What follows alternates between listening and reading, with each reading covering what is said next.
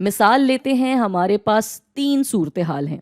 پہلی یہ کہ آپ ابھی مجھ سے 100 روپے لے لیجئے، دوسری کہ آپ آج سے 2 سال بعد 110 روپے لے لیں، تیسرا کہ آپ ابھی مجھ سے لیں 20 روپے، اگلے سال 50 روپے اور اس کے اگلے سال 35۔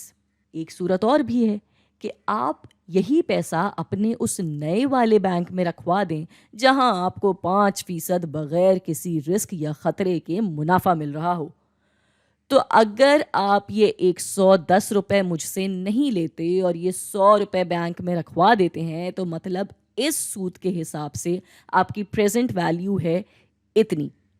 اگر آپ بینک میں روپے میری اس 20 روپے والی اسکیم کے حساب سے رکھواتے ہیں تو آپ کی پریزنٹ ویلیو ہے یہ، یعنی ابھی سب سے اچھی پریزنٹ ویلیو میرے ہی 100 روپے میں ہے، بینک والی اسکیم میں نہیں۔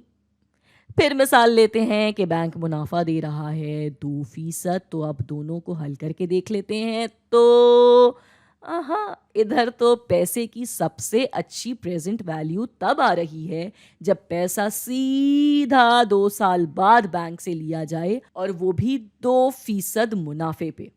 مطلب چونکہ منافع کی شرح کم ہے تو 2 سال بعد والے پیسے کی موجودہ اہمیت ابھی زیادہ ہے۔